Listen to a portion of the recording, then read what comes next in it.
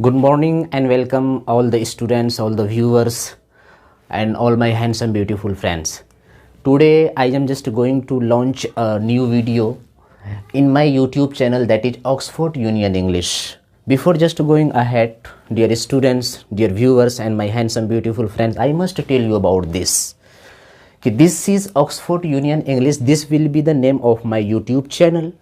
And in this very YouTube channel related to English language and literature, I will teach you each and everything, whether maybe general competitive examination and those English which are used in general competitive examination, whether maybe spoken English or whether maybe general English. From the student of 10th class up to the students of PhD level, each and every student will be highly benefited with the views, whatever they will just see in my YouTube channel. Dear student, first of all, just going ahead, in Hindi or in English, in both the languages, I will try my best to give the best. Okay, that is why first of all I would like to say one thing. This is the name of my YouTube channel, and in this YouTube channel there will be so many series related to English grammar, related to English language and literature, and related to all the things which will be beneficial for the students. I will provide through this very channel. तो मैं एक बात बताना चाहूँगा, क्योंकि मैं bilingual पे बात करूँगा, तो इसीलिए कि ये ऑक्सफोर्ड यूनियन इंग्लिश क्या मकसद था, क्या मेरा बनाने का मकसद है, वो मैं क्यों बना रहा हूँ। उससे पहले मैं एक बात और बता रहा हूँ कि मेरा नाम AR बाबुल है। My name is AR Babul, MA in English and PhD qualified. तो throughout my lifetime related to English language and literature, whatever I have experiences, तो I will share each and everything, and if you are really attentive audience तो automatically you will get benefited to a great extent. तो इसीलिए मैं एक बात और कहना चाहूँगा, चूँकि अंग्रेज़ी ज़बान पर आ रहा हूँ तो इसका पूरा मैं हिस्टोरिकल बैकग्राउंड बताऊँगा, और ये बताऊँगा आखिर हम देखते हैं अपने समाज में कि वो MA किए हुए हैं, BA किए हुए हैं, B.Ed किए हुए हैं, M.Ed किए हुए हैं, यहाँ तक कि PhD किए हुए हैं, तो मोस्ट ऑफ द पीपल और the most of the students are completely unable to express their views well. Why? What is the reason behind the death? क्या कारण है कि आखिर लोग अंग्रेजी बोलने से एक तो हिचकिचाते हैं, वो गवर्नमेंट जॉब में है फिर भी अंग्रेजी बोलने से वो बिल्कुल कासिर है, नहीं बोल पाते हैं। तो मैं इन सारी चीज़ों को, ये सारी प्रॉब्लम्स को मैं दूर करने की कोशिश करूँगा, और जो जितने भी लोग हमारे व्यूअर्स होंगे और जो स्टूडेंट्स होंगे, और वो अगर अटेंटिवली इस वीडियोस को अगर कंटिन्यूसली वो देखेंगे तो ऑटोमेटिकली वो they will start realising that कि there is something great going to change in yourself. तो automatically you will say after some days, because this is my first class. आज कितने तारीख है? 16 सितंबर है। तो 16 सितंबर से ही मैं आज स्टार्ट कर रहा हूँ यूट्यूब चैनल को with the taking the name of God, that may God grant such types of success and prosperity through this very channel. और मैं एक बात और कहना चाहूँगा कि सारे बच्चों से स्पेशली कि ऑक्सफोर्ड यूनियन इंग्लिश के अंडर में बहुत सारे सीरीज बनेंगे आने वाले वक्त में, ठीक है ना। ये पूरे, मैं चाहता हूँ कि ये पूरे हिंदुस्तान का बच्चा इससे बेनिफिटेड होंगे। अलावे इसके मैं चाहूँगा कि ये कितना डिपेंड करे, ये डिपेंड करता है कि ये कितना सक्सेसफुल चैनल होगा, ये डिपेंड करता है कि आप इससे कितना बेनिफिट उठा रहे हैं। तो इसीलिए मैं एक शेर से आगाज़ करूँगा। मैं तो तन्हा चला था जानिबे मंजिल, मगर लोग आते गए और कारवां बनता गया। तो मैं चाहूँगा कि आप लोग फिर जुड़ते जाएंगे और ऑटोमेटिकली ये कारवां ख़तरनाक और क्रांतिकारी कारवां बनेगा। ये लफ्ज़ है इनकलाबी, जिसको अंग्रेजी में बोलते हैं रिवोल्यूशनरी। तो मैं नाम रखा है उसका कि इनकलाबी series, that is revolutionary series. मतलब कि इसके अंदर आपके अंदर में तब्दीलियां और आपके अंदर में बहुत सारे परिवर्तन देखने को मिलेगा कुछ दिन के बाद। तो आप सिर्फ ईमानदारी से, मैं आपको गारंटी करता हूं, वादा करता हूं, तो this will be the first YouTube channel related to English language and literature with full challenge, that कि continuously only 2 to 3 months you will just after seeing all the videos you will be capable to express all your views, whatever you think in Hindi, those all the things must be spoken by English by you. So that is why with this very great intention I have come here to just provide each and every things related to English language and literature, and I hope that you all the students must be enjoying this very channel. And now just before starting these types of things, I would like to share one thing because most of the in India it has been the history that कि most of the teachers taking the support of Hindi they just start teaching the student. Actually English is an international foreign language. Whatever grammars or whatever grammatical rules have been prescribed by the Britishers, they are supposed to be the best in the world. That is why I request and I guide the student, never read the grammar written by the Indian writers, that is in Hindi medium. So that is why this grammar you can see on picture here.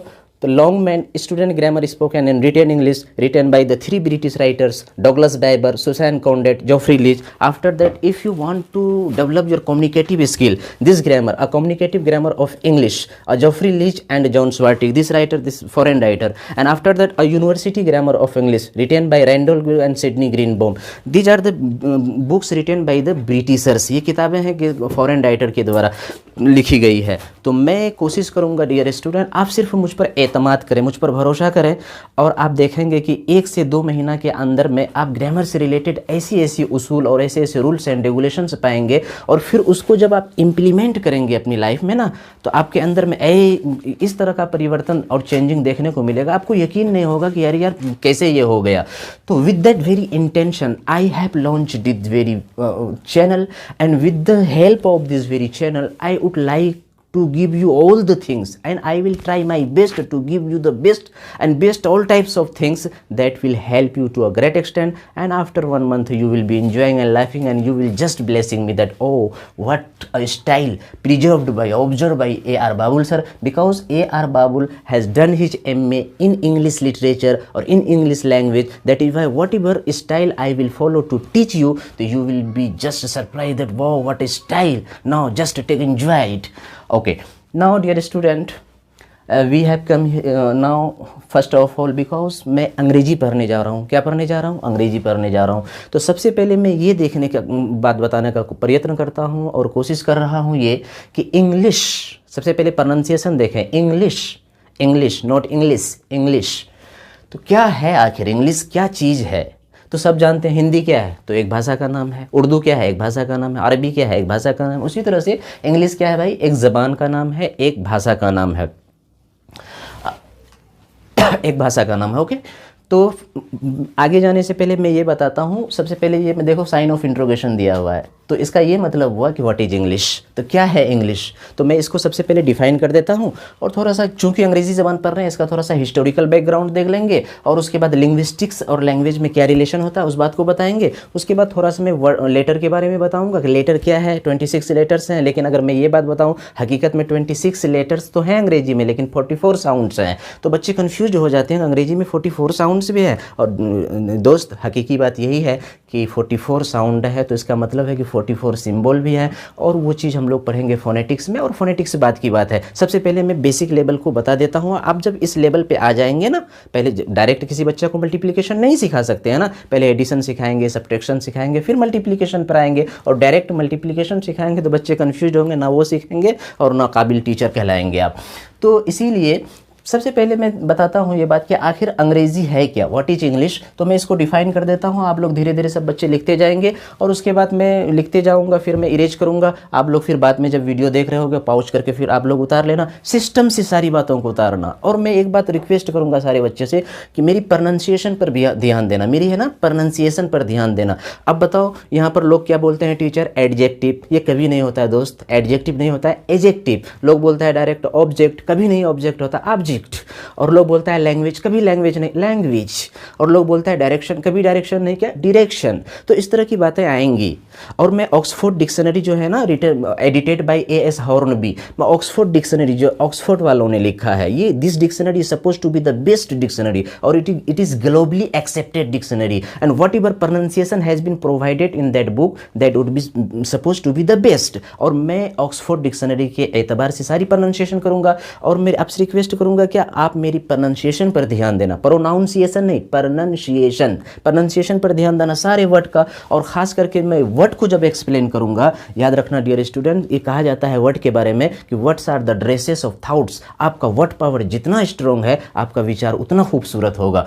तो इसलिए मैं पढ़ाने के दरमियान में बीच बीच में मैं क्या करूँगा, यूँ कर दूंगा और ये साइड में वर्ड लिखूंगा। आप एक तरफ से वर्ड लिखते जाएंगे और हर लेक्चर में आप 20 से 25 वर्ड डेली आपको नया वर्ड मिलेगा। जो अब देखो, सारा वर्ड से एक इंसान के बस की बात नहीं है याद करना, लेकिन दैनिक जीवन में हम जितनी बातों को करते हैं उसकी अंग्रेजी हमको आ जाना चाहिए और उसका वर्ड भी आ जाना चाहिए। तो ऑटोमेटिकली आप देखना मेरे साथ अंग्रेजी बोलना चालू कर दोगे। मैं आपसे कसम खा के वादा करता हूँ, अगर आप अंग्रेजी नहीं बोलोगे ना तो मैं तब सोचूंगा मैं है ना असफल टीचर हूँ। मैं चैलेंज के साथ कहता हूँ, अब अप टू नाउ, अब ये मेरा तो ये मैं वीडियो डाल रहा हूँ, मेरा ऑफलाइन क्लास जो चल रहा है उसमें एक बच्चा नहीं, 2012 से लेकर के कम से कम more than 10,000 students have get benefited and I have proved myself that कि so many student living in different part of India, they are just living and they are missing me because I have taught them in such a style. Even the students, whatever I have taught the student, those students are just taking class in Delhi, they are just speaking sir what have been taught by you। और आपका जो अंदाज था पढ़ाने का, आपने जो पढ़ाया है, यहाँ किसी कोचिंग में अभी तक ये मटेरियल और ये स्टाइल नहीं हम लोगों को मिला।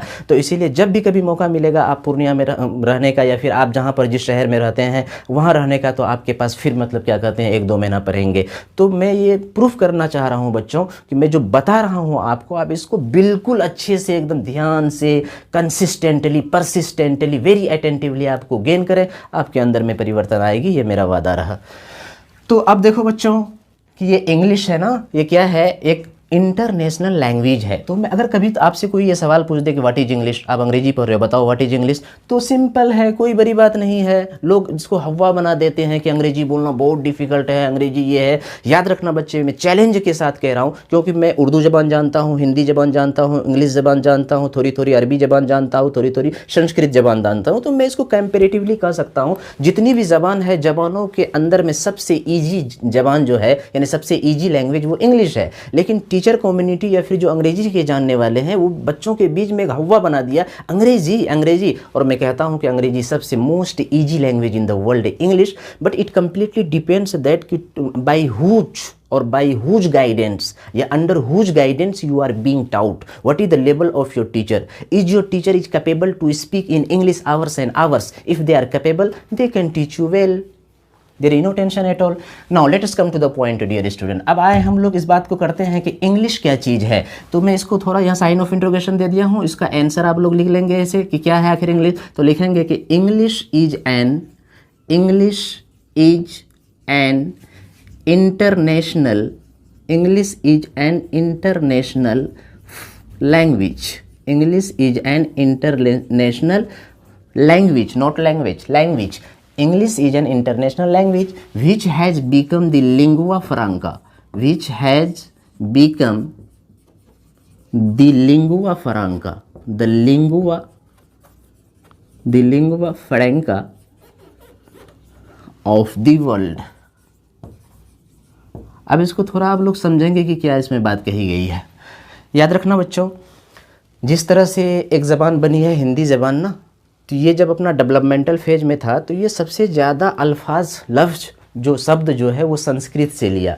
उसी तरह से जो भी ज़बान अपना डेवलपमेंटल फेज से गुजरती है ना, वो मुख्तलिफ ज़बानों की थोड़ी वर्ड ले करके और अपना स्टैंडर्ड कायम करता है। उसी तरीके से जैसे अगर उर्दू ज़बान की बात करें तो ये ज़्यादातर मुतासिर और ज़्यादातर प्रभावित जो है ये अरबी और फ़ारसी ज़बान से है। उसी तरीके से अंग्रेज़ी ज़बान जब अपनी डेवलपमेंटल फेज से गुजर रही थी ना, तो वो मदद ली थी बहुत सारी ज़बान की वर्ड्स का। किसका? तो लैटिन ज़बान का, ग्रीक का और अरबी का, कुछ अरबी का लिया, कुछ संस्कृत का लिया। जैसे आप देखोगे पेपर में आप बहुत एकदम बिल्कुल फ्रीक्वेंटली आता है कि bank has been looted, bank को लूट लिया गया, जबकि बोलना चाहिए बैंक हैज़ बिन प्लंडर। लेकिन लूट शब्द को अंग्रेजी डिक्शनरी वालों ने ले लिया, तो अब क्या हो गया, ये इंडियन इंग्लिश हो गया। तो इस तरह की बहुत सारी बातें हैं, मैं करूँगा धीरे धीरे। लेकिन यहाँ पर एक बात समझने की कोशिश करेंगे आप लोग। ये लिंगुआ फ्रांका दरअसल ये अंग्रेजी का शब्द नहीं है, ये एक लैटिन शब्द है जिसका अंग्रेजी में मतलब होता है। जिस तरह से हम लोग लिखते हैं, क्या लिखते हैं अभी मैं बता रहा हूँ, आप लोग लिखना। और बहुत सारे कंपटीशन एग्जाम में भी ये बात पूछता है, लोग लिखते हैं क्या, ETC। ये अंग्रेजी का लफ्ज़ नहीं है, ये लैटिन का शब्द है जिसका फुल फॉर्म होता है एटसेट्रा। उसी तरह से हम लोग लिखते हैं, इस तरह से ईजी लिखते हैं। ये दरअसल अंग्रेजी का लफ्ज नहीं है, एग्जाम्पली ग्रेशिया है। क्या है भाई? एग्जाम्पली ग्रेशिया, और जिसका अंग्रेजी में मतलब हुआ फॉर एग्जाम्पल, फॉर एग्जाम्पल। उसी तरीके से हम लोग इस तरह से लिखते हैं, इसको लिखते हैं इस तरह से। आप देखे होंगे बहुत सारी एनसीईआरटी किताब देखेंगे उसमें है। तो ये दरअसल क्या है, इसका फुल फॉर्म होता है इड ईस्ट, इड ईस्ट, और जिसको पढ़ा जाता है क्या, दैट इज, और जिसका हिंदी में मतलब होता है अर्थात। तो ये सब चीज़ें जाननी है, और जो कभी भी जनरल कंपटीशन में या इंटरव्यू में आपको पूछ दिया जाएगा what is the full form of ETC, what is the full form of EG, what is the full form of I. तो इस तरह की बहुत सारी बातें हैं, वो आते रहेंगे। उसी तरीके से ये लफ्ज़ जो है लिंग्वा फ्रैंका, इसका अंग्रेजी में मतलब होता है कॉमन लैंग्वेज, कॉमन लैंग्वेज मतलब आम भाषा। हिंदी में इसको बोलेंगे आम भाषा या आम जबान। तो आप इसको समझने की कोशिश करेंगे। आम बात किसको कहते हैं भाई? जैसे बोला, अरे यार ये तो आम बात है। ये आम बात है का क्या मतलब? कि ऐसी बात जिससे सारे लोग वाकिफ़ है, इसको बोलते हैं ये आम बात है। तो इसीलिए कहा कि English is an international foreign language, English as an international language which has become the lingua franca of the world. मतलब हुआ कि अंग्रेजी एक अंतर्राष्ट्रीय भाषा है, विच हैज़ बिकम, जो बन चुका है। क्या बन चुका है भाई? तो lingua franca of the world, that means common language of the world. अब देखो कोई लोग नहीं पढ़े लिखे नहीं है, लेकिन वो फिर भी अंग्रेजी, वो अभी कोई एक टेबलेट लेना है ना, वो बोलेगा नाइस टेबलेट दो भाई। आप कोई देखो तो मेरा रिचार्ज कर दो, जाहिल आदमी है लेकिन वो बोल रहा है क्या, रिचार्ज कर दो। तो मतलब ये एक ऐसी ज़बान है जो लोग नहीं पढ़े लिखे हैं वो भी थोड़ी थोड़ी इन लफ्ज़ों से और इनके जुमलों से वाकिफ़ हैं। तो याद रखना कि English is an international language, अंग्रेजी एक क्या है भाई, अंतर्राष्ट्रीय जबान है, विच has become the lingua franca of the world, जो दुनिया का क्या बन गया है, आम भाषा बन गया है। मतलब English is the most spoken language in the world. अब हिंदुस्तान की बात करो भाई, तो आप देखोगे कोई भी ऐसा कंपटीशन नहीं है। अब कोई भी बैंक क्लर्क लेवल से अप टू यूपीएससी एग्जामिनेशन तक, first of all your English copy will be checked. If you are qualified in English then your other copy will be checked. If you are disqualified your copy will be thrown into garbage, कचरा का डब्बा में फेंक दिया जाएगा। तो ये अंग्रेजी ज़बान की अहमियत है, क्योंकि हर स्टूडेंट चाहता है कि मैं कामयाब हूँ, मुझे सरकारी गवर्नमेंट जॉब में जाएँ हम। तो आप चाहते हैं गवर्नमेंट जॉब में, तो आप सबसे पहले शर्त ये है आपकी अंग्रेजी अच्छी होनी चाहिए, क्योंकि सबसे पहले अंग्रेजी की कॉपी चेक होती है, उसके बाद फिर आपका दीगर कॉपी चेक होगी। तो ये जान लिए भाई। अगर कोई पूछे आप लोगों से इंग्लिश क्या है, तो खट से बता देना है English is an international language which has become the lingua franca of the world. ये दुनिया का आम भाषा बन चुका है। अब सवाल उठता है भाई कि ये क्या है, इंग्लिश लैंग्वेज। तो अब ध्यान देना, ये क्या है, इंग्लिश लैंग्वेज। तो अब सवाल उठता है कि फिर भाई भाषा किसे कहते हैं, लैंग्वेज किसे कहते हैं। तो दूसरा सवाल हम लोगों का बन रहा है व्हाट इज लैंग्वेज। दूसरा सवाल क्या बन रहा है, what is language, what is language, यानी भाषा किसे कहते हैं। ठीक है ना, क्या भाषा किसे कहते हैं। अब इसको अच्छे से समझना कि भाषा किसे कहते हैं। तो याद रखना बच्चे कि द मीन्स ऑफ, मेरे साथ बोलो आप लोग, the means of transmitting, the means of transmitting या expressing, the means of transmitting या एक्सप्रेसिंग द इमोशंस या एक्सपीरियंसेस या डिजायर्स इज कॉल्ड लैंग्वेज। अब इसको समझना बच्चों, ध्यान से समझना, ठीक है ना। अब देखो धीरे धीरे चीज़ बहुत आसान लगने लगेगी आप लोगों को। अब सिर्फ ध्यान से सुनना। मीन्स का मतलब होता है माध्यम, जरिया, जिसके जरिए, जैसे मैं इससे इस मार्कर से लिख रहा हूँ ना, तो ये माध्यम हो गया, ठीक है ना। अब सीढ़ी से हम छत पे चढ़ते हैं, तो सीढ़ी मेरे और छत के बीच में क्या हो गया, एक माध्यम। तो उसी तरीके से समझना कि द मीन्स ऑफ ट्रांसमिटिंग या एक्सप्रेसिंग, इसका मतलब क्या हुआ जी, इजहार करना या प्रकट करना, अपने मन की बात को कह देना किसी को। तो इसीलिए कहा कि द मीन्स ऑफ ट्रांसमिटिंग या एक्सप्रेसिंग, क्या चीज़ को एक्सप्रेस करोगे भाई, तुम इंसान हो या तुमको किसी से मोहब्बत हो जाए या किसी से नफरत हो जाए, किसी से दुश्मन, अब बोलोगे ना उसको, मुझे तुमसे मोहब्बत हो गई है। तो अब नहीं बोलोगे तो अगले वाले बंदा को क्या पता है, ठीक है ना। तो ये आपको इजहार करना होगा। आप लोग फिल्म देखी होगी ना, वो जो गाना अक्षय कुमार देता है, किसी से तुम प्यार करो तो फिर एक इजहार करो, कहीं ना फिर देर। इजहार करना है, कोई भी बात को इजहार कर। आप जब तक इजहार नहीं करते हो तो nobody can could understand you, और nobody could understand your feelings. आपकी ना जज्बात को समझेगा ना आपकी बात को समझेगा, क्या बोल रहा है, कुछ नहीं। तो द मीन्स ऑफ ट्रांसमिटिंग और एक्सप्रेसिंग द इमोशंस और एक्सपीरियंसेस और डिजायर्स, बात को समझना। हमारे मन में जो भी बात है वो क्या है, इमोशन। इमोशन में बहुत सारी चीज़ें हो सकती है, या फिर आपका एक्सपीरियंसेस क्या है किसी फील्ड में, आप उस बात को पेश करना चाह रहे हो, या आपकी ख्वाहिशात क्या है, आप क्या चाहते हैं, क्या बनना चाहते हैं, या फिर आप अपने माँ बाप से क्या चाहते हैं, या फिर आप किस तरह का सोसाइटी देखना चाह रहे हैं। डू यू थिंक दैट कि India must be a highly developed country and India must be the super power in the world. अगर आप चाहते हैं तो ये आपका क्या है, आरजू है, आपकी क्या है, ख्वाहिशें हैं, और आपकी क्या है, मन की बातें हैं। और उसके बाद क्या कहेंगे कि चाहे वो इमोशन हो या मन की बात हो, भावनाएं हो, या फिर आपके तजुर्बात हो, या आपकी आरजू हो, या ख्वाहिशें हो, ये सारी चीज़ों को एक्सप्रेस करने के लिए, बयान करने के लिए, इजहार करने के लिए जिस माध्यम का इस्तेमाल करते हैं हम, उसी को ज़बान कहते हैं। ठीक है ना बच्चों, याद रखना इस चीज़ को। भाषा क्या है, एक माध्यम है जिसके जरिए से हम अपने मन की बातों को, अंदर की बातों को, दिल की बातों को, दिमाग की बातों को दूसरों तक पहुंचाते हैं या दूसरों तक प्रकट करते हैं, जिससे कि वो बंदा जिसको आप टारगेट बना करके पेश कर रहे हैं, तो वो बंदा आपकी जज्बात को, बात को समझ सके। और ये जो माध्यम है, किसके जरिए से अपनी मन की बात को आप उसके तक पहुंचाए। अब कोई आदमी चाइना का आ जाए, वो चाइनीज लैंग्वेज में आकर के आपको बोले कि मतलब कि I want to settle in India, वो बोलेगा I chant in jet and in India, तो you can't understand that things because you don't know that language well. तो आप क्या है कि आप अपने मन की बात को दूसरों तक पेश करने के लिए आपको ज़बान की सहायता लेनी पड़ती है, यानी लैंग्वेज की सहायता लेनी पड़ती है। इसीलिए ये एक बहुत बड़े फिलोसोफर हैं इंग्लैंड के, उन्होंने कहा कि the most beautiful gift upon human being has been endowed as a language, यानी इंसान को सबसे बेहतरीन गिफ्ट, तोहफा ऊपर वाले की तरफ से है ना, तो वो ज़बान है। इसीलिए पता ये चला कि क्या कहा, best gift in the world. तो पता ये चला कि सारे लोगों को, हर इंसान को कोशिश करनी चाहिए ज़बान सीखने के लिए, और ख़ास करके जो ज़बान डोमिनेटिंग ज़बान होती है ना, जैसे अंग्रेज़ी ज़बान, जो जिस ज़माने में जिस ज़बान ज़्यादा डोमिनेटिंग पावर रखती है, तो उस ज़बान को इंसान को और ज़्यादा मेहनत से सीखनी चाहिए।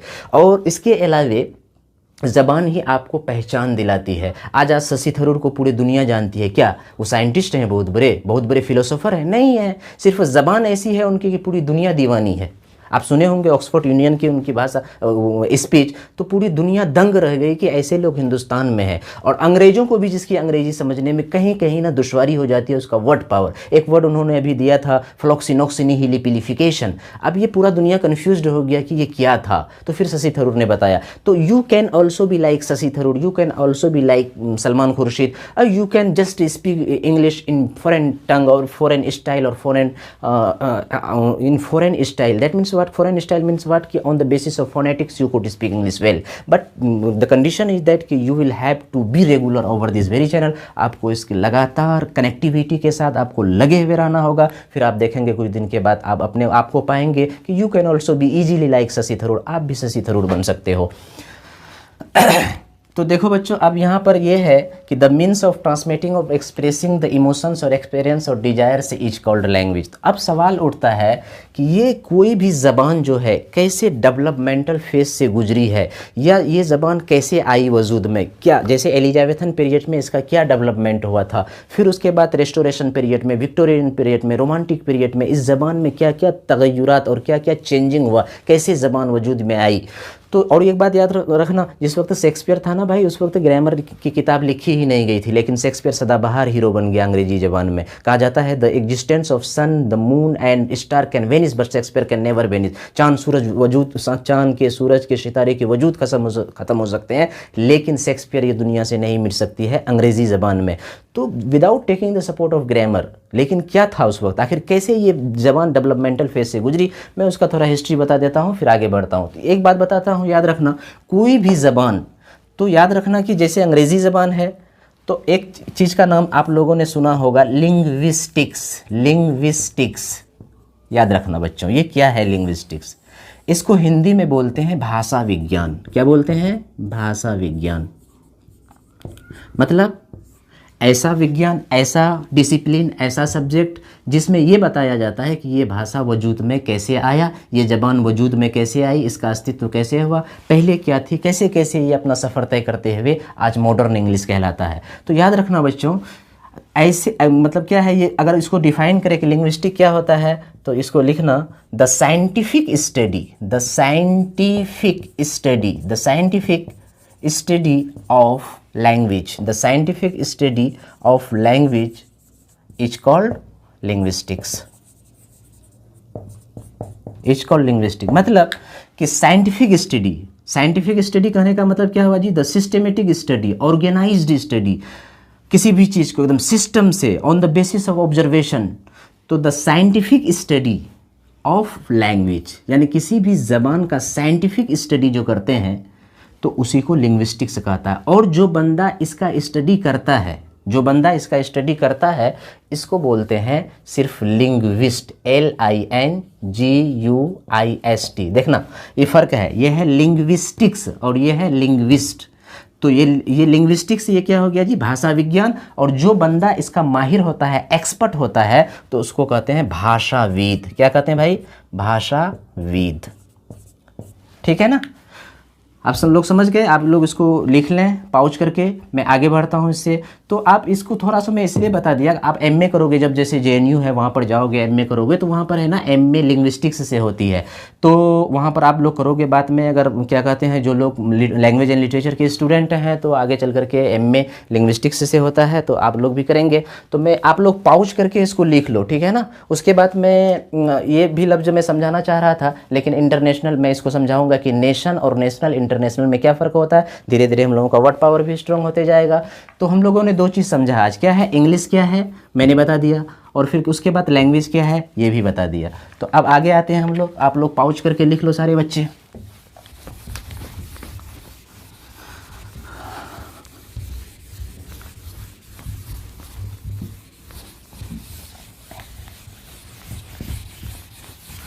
चलो अब देखो भाई, आगे मैं बता रहा हूँ, गौर से समझना बात को, और फिर अंग्रेज़ी ज़बान आपको आसान लगने लगेगी। जितनी भी ज़बान है कंपैरेटिवली, तुलनात्मक रूप से आप समझोगे कि ये ज़बान की तरह आसान ज़बान कोई है ही नहीं। लेकिन डिपेंड करता है कि आपका पढ़ाने वाला का लेवल क्या है। वो बंदा के अंदर में ये सलाहियत है, वो घंटों तक बोल सकता है, सारे ग्रामेटिकल आइटम्स को ईजीली समझा सकता है। अगर समझा सकता है तो आप ध्यान से सुनो। देखो जी, हम लोग क्या पढ़ रहे हैं, इंग्लिश। क्या पढ़ रहे हैं, इंग्लिश। तो अब गौर से देखना, कोई भी ज़बान की सबसे छोटी इकाई जो होती है ना, कोई भी ज़बान की सबसे स्मॉलेस्ट यूनिट जब ज़बान बनती है, जैसे हमने लिखा कि एप्पल, गौर से देखना क्या लिखा, एप्पल। तो देखो पहले ये लेटर से मिला है, और लेटर से मिल करके फिर ये एक वर्ड बना, इसका प्रोनाउंसिएशन है, इसका मीनिंग है। तो किसी भी ज़बान की सबसे छोटी, जैसे ये घर बनाते हैं तो सबसे पहले ईंट चाहिए, फिर मसाला चाहिए, गिट्टी चाहिए, बालू चाहिए। तो सबसे पहली सबसे छोटी इकाई जो होती है किसी ज़बान की, उसको कहते हैं भाई क्या, लेटर। क्या कहते हैं, लेटर। लेटर का मतलब लव लेटर नहीं, ये लेटर का मतलब अक्षर, ठीक है ना। या इसी को बोलते हैं हम लोग वर्ण, और इसी को उर्दू में बोलते हैं हर्फ। बोलता है ना कोई एक हर्फ भी नहीं जानता है, तो वही लेटर हुआ। अब समझना, अगर कोई ये पूछे कि ये लेटर क्या है, अगर डिफ़ाइन करने के लिए कहा कि लेटर क्या है, तो बस इसको लिखना, लेटर क्या है। बहुत सारे लोग पूछ देते हैं, बहुत सारे एग्जाम में भी पूछ देंगे what do you understand by letter या व्हाट इज़ लेटर। तो इसको लिखना कि the smallest unit of any language, the smallest unit of any language.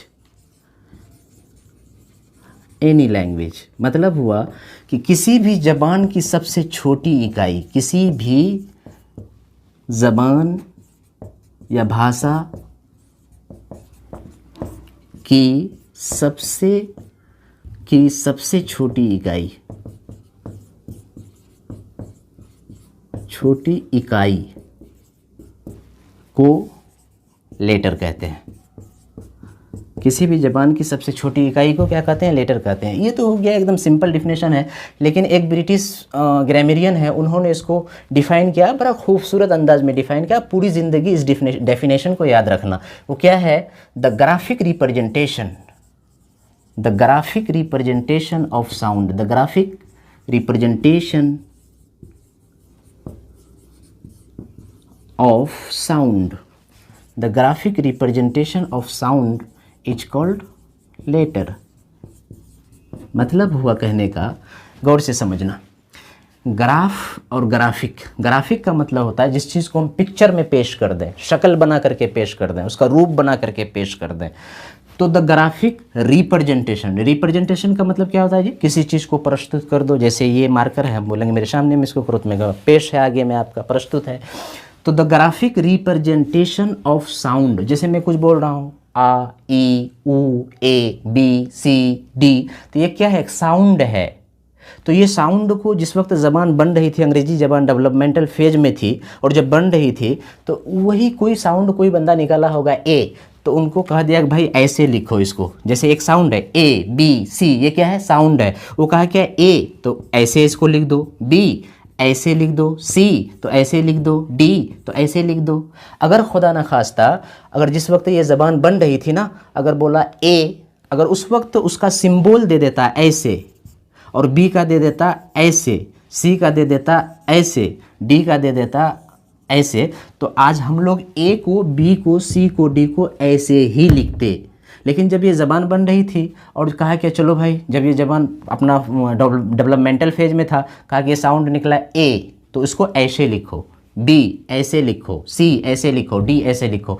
तो आपका साउंड जो था ना, ये जो साउंड था, उसको पिक्चर दे दिया, एक शक्ल दे दिया जिसको आप देख सकते हो, तो इसको पेश कर दिया, तो उसी को बोलते हैं ग्राफिक रिप्रेजेंटेशन। किसको ग्राफिकली रिप्रेजेंट करेंगे भाई, तो ग्राफिक रिप्रेजेंटेशन ऑफ साउंड, यानी अब किसी भी आवाज़ को या इंसान की आवाज़ को पिक्चर के शक्ल में यूं पेश कर देना, उसी को क्या कहते हैं, लेटर कहते हैं। और एक बात और जानेंगे हम लोग कि लेटर अंग्रेजी में आगे चल के मैं बताऊंगा कि टोटल लेटर्स जो है, total letters in English language जो है, in English language, total letters in English language कितना है जी, 26, ठीक है ना। लेकिन एक बात याद रखना बच्चे कि टोटल साउंड जो है ना वो 44 साउंड है। आगे चल के बताएंगे फोनेटिक्स जब पढ़ाएंगे आपको, ठीक है ना।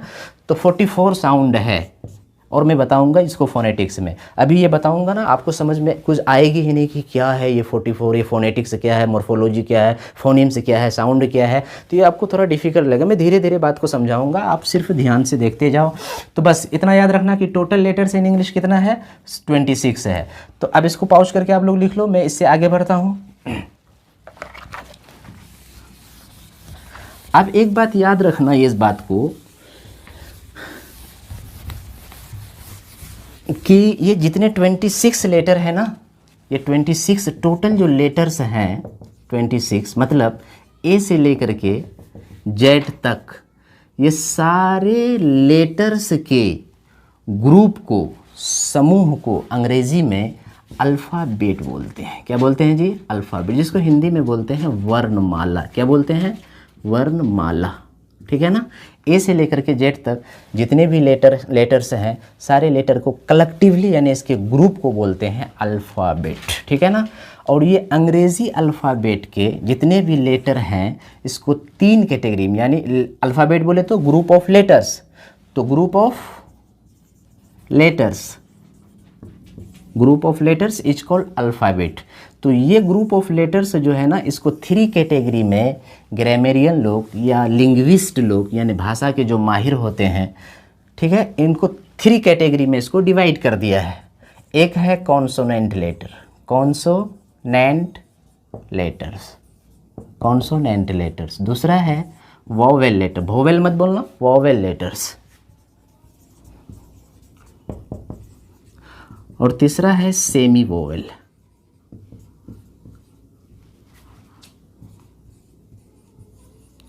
ठीक है, और याद रखना कि ये वोवेल में 5 आता है, ए, ई, आई, ओ, यू, ठीक है। और रेस्ट जितना होगा ये कॉन्सोनेंट, रेस्ट जितना होगा ये कॉन्सोनेंट, यानी ए, ई, आई को छोड़ करके।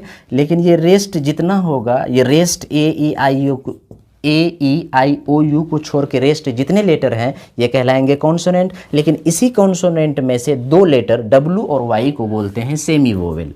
तो मैं इसको बताऊंगा। आप अच्छे जो टीचर हैं या फिर कोई स्टूडेंट हैं, अच्छे स्टूडेंट हैं, दिल्ली यूनिवर्सिटी में पढ़ रहा है, कहीं पर पढ़ रहा है, मैं देखा हूँ अक्सर कि 90% लोगों को ये बात पता नहीं है कि डब्लू और वाई को सेमी वोवेल बोलते हैं, तो आखिर क्यों बोलते हैं? अगर ए ई आई ओ को वोवेल बोलते हैं तो वोवेल क्यों बोलते हैं, या कॉन्सोनेंट किसी लेटर को बोलते हैं तो क्यों बोलते हैं? मैं इसको संक्षिप्त में बताता हूँ, आप लोग सिर्फ याद रखोगे और फिर ज़िंदगी में कभी मत भूलना। देखो जी, कॉन्सोनेंट लेटर, वोवेल लेटर और सेमी वोवेल, तो याद रखना सिंपली मैं एक एक लाइन में बता रहा हूँ। ये कॉन्सोनेंट लेटर होता है ना, तो it takes support, it takes support,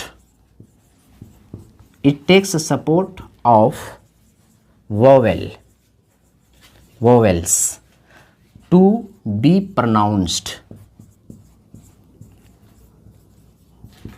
मतलब हुआ कि ये जब इससे रिलेटेड, जैसे एक कोई वर्ड ले लेते हैं कॉन्सोनेंट्स, जैसे डॉग ले लेंगे तो डी कॉन्सोनेंट है, तो कैसे है कॉन्सोनेंट?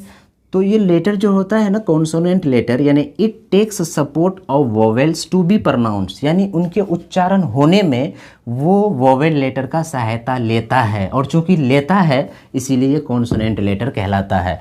और जस्ट इसके वाइस वर्सा उल्टा, ये जो है ये किसी भी लेटर का, सिर्फ कॉन्सोनेंट का नहीं, वो सेमी वोवेल किसी का भी ये नहीं लेता है। मतलब it doesn't take support, it मतलब vowel letters, it doesn't take support of any other letters। मतलब हुआ, और to be pronounced, to be pronounced, गौर से समझना इसको मैं, और इस पर मैं डिटेल से बता रहा हूँ थोड़ा, ये दोनों को पहले समझना कि it takes support of vowels to be pronounced और it does not take support of any other letter to be pronounced. मतलब हुआ कि इस ये कॉन्सोनेंट लेटर जो होता है अपने उच्चारण में ये वोवेल का सहायता लेता है, लेकिन ये किसी का सहायता नहीं लेता है। जैसे एग्जांपल मैं दे देता हूँ, आप समझ जाएंगे। जैसे हम लिखेंगे dog, D O G dog, ठीक है, तो डॉग को हम ऐसे लिखेंगे डॉग, ठीक है। तो आप देखोगे ये D4 ये डॉ आया, और हम लोग जानते हैं कि डॉ बराबर ड जोर अ, हिंदी व्याकरण अब पढ़े होंगे तो, और हम लोग जानते हैं कि ओ आ ई हर्षई दुर्गई हर्षो दुर्गो ये सब क्या है कॉन्सोनेंट। तो पता ये चला कि ये डॉ में भी अ घुसा हुआ है, मतलब ये डी ये वोवेल साउंड है, इसका मदद ले रहा है, तो इसीलिए इसको कॉन्सोनेंट बोलते हैं। तो याद रखना कॉन्सोनेंट को कॉन्सोनेंट इसलिए बोलते हैं क्योंकि ये वोवेल साउंड का, वोवेल लेटर का क्या मदद लेता है, लेकिन ये जस्ट उल्टा, ये किसी का मदद नहीं लेता है। जैसे कि एग्जांपल लिखेंगे कि एप्पल, APPLE एप्पल। अब एप्पल को अगर हिंदी में लिखो ऐसे एप्पल, तो आप देखो तो ए बराबर यहाँ पर ये आया, और ये किसी का सहायता नहीं, ये अपने आप में ये वोवेल है और ये किसी का सहायता नहीं ले रहा है अपने उच्चारण में। और चूंकि ये नहीं लेता है इसीलिए मैंने लिखा it does not take support of any other letters to be pronounce, इसके उच्चारण में ये किसी का सपोर्ट नहीं लेता है, इसीलिए ये वोवेल लेटर कहलाता है। ये लेता है इसीलिए ये कॉन्सोनेंट लेटर कहलाता है। और सेमी वोवेल क्या होता है बच्चों, सिंपल याद रखना, इसका डुअल फंक्शन होता है, दो काम होता है, दो काम।